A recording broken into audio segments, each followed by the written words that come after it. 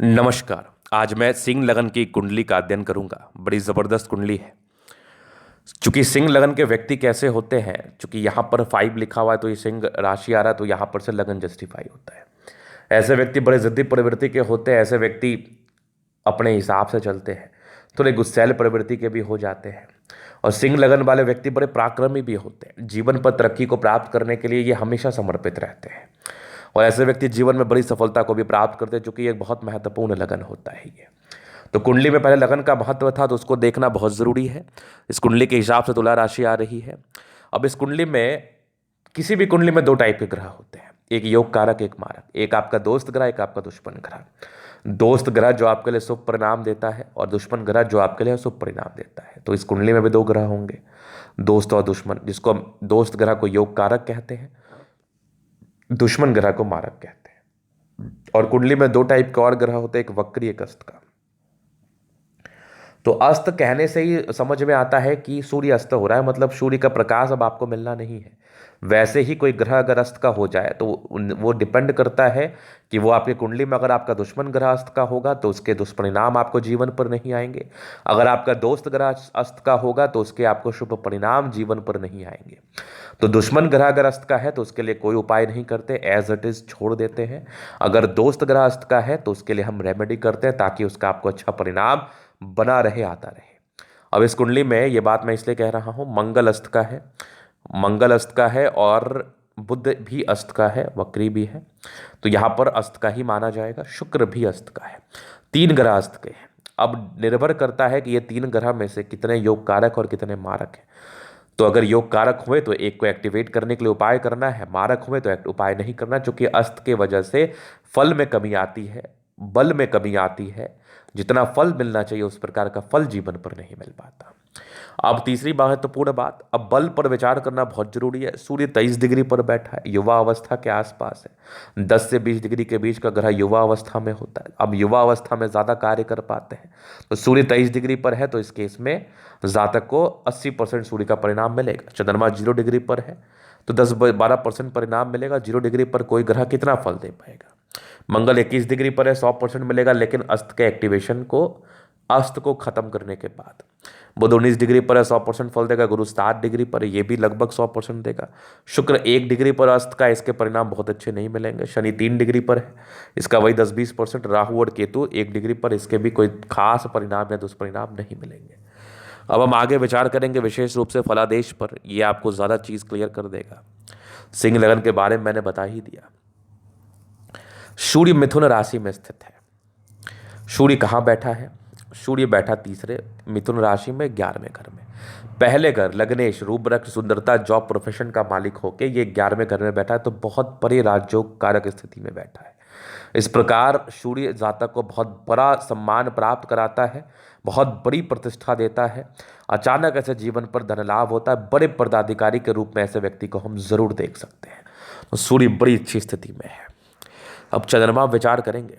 चंद्रमा कहाँ बैठा है ये देख लीजिए आप। चंद्रमा बैठा तीसरे घर में है, तुला राशि में है, 12 में, खर्च के हाउस का मालिक होकर तीसरे घर में, तो विपरीत राजयोग कारक स्थिति में है। अगर हम एक जैसे घर, अगर हम एक जैसे व्यक्तित्व के व्यक्ति के साथ रहते हैं तो हम ज़्यादा तरक्की कर पाते हैं। एक जैसे मानसिकता के व्यक्ति के साथ रहते हैं तो हम ज़्यादा तरक्की कर पाते हैं। उसी प्रकार से तीसरा छठा, ये तीसरा घर, छठा, 8वां, 12वां, ये त्रिक हाउस है। इसके घर का मालिक अगर इसी घर में बैठ जाए तो विपरीत राजयोग बनाता है। क्योंकि चंद्रमा खर्च के हाउस का मालिक है और कर्म के हाउस में बैठा है, तो ये विपरीत राजयोग कारक स्थिति में तो खर्चीले प्रवृत्ति की होंगी, लेकिन पैसा भी जीवन पर खूब आएगा। और चंद्रमा विपरीत राजयोग कारक स्थिति में राजयोग बनाया है और डिग्री वाइज थोड़ा 0 डिग्री पर है, तो ऐसे व्यक्ति मेडिकल प्रोफेशन में कार्य कर सकते हैं, नो डाउट। कम फल थोड़ा कम मिल रहा है, थोड़ा सा लेजीनेस आ सकता है इसमें, क्योंकि चंद्रमा एक, आप सुना होगा आपने कि चंद्रमा चंचलता को दर्शाता है। तो ऐसे व्यक्ति बहुत चंचल नहीं होते, थोड़े लेजीनेस आ सकता है, वेट गेन कर सकते हैं, लेकिन चंद्रमा आपको एक सफल डॉक्टर जरूर बना देगा। परिस्थितियां थोड़ी विपरीत बनाएगा जीवन पर, लेकिन सफलता जरूर प्रदान करेगा। अब हम मंगल पर विचार करेंगे। मंगल अस्त का हो गया। मंगल मिथुन राशि में बैठा है।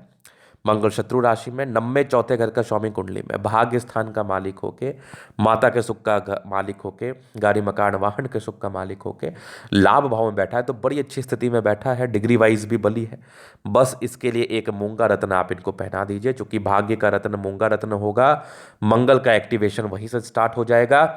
उस मूंगा रत्न को खरीदने से पहले बहुत कुछ चीज़ का ध्यान रखना मैं आपको बता दूंगा।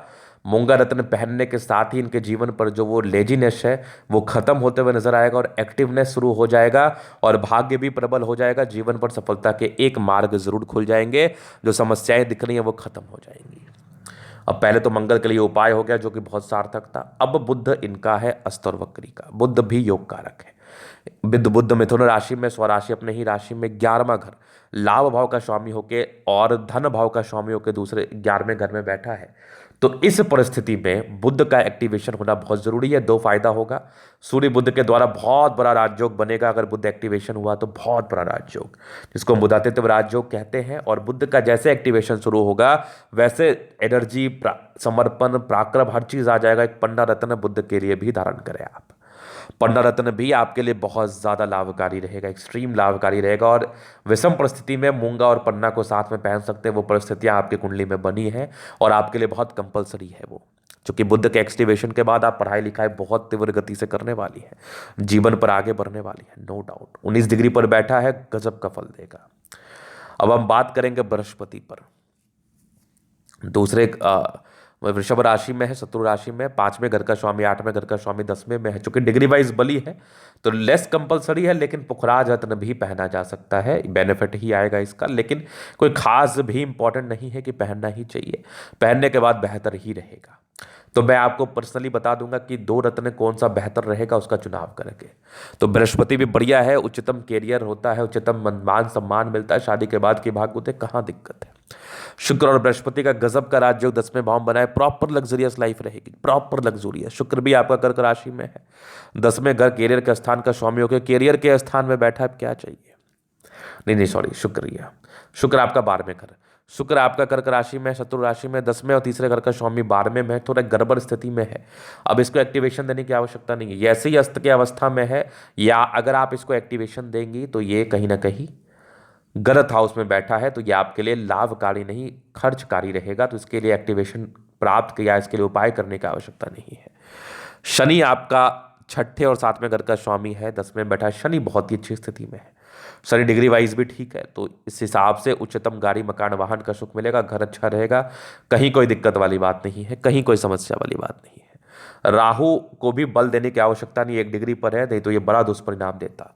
केतु को भी बल देने की आवश्यकता नहीं है, ये भी 1 डिग्री पर है, तो इसके ज़्यादा दुष्परिणाम जीवन पर नहीं आएंगे।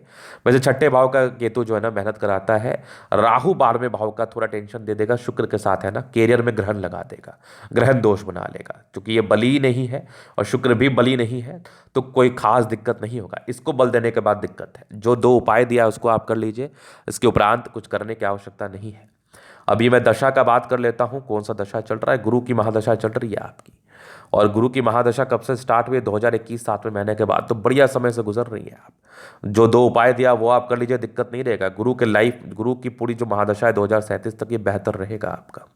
2023 तक गुरु चलेगा, बढ़िया चलेगा, रिजल्ट भी ठीक ही आएगा। शनि आएगा, ये भी बढ़िया ही रहेगा। हाँ, गुरु में बुध भी बढ़िया ही रहेगा, दूसरे भाव में हो जाएगा वार्षिक कुंडली के हिसाब से।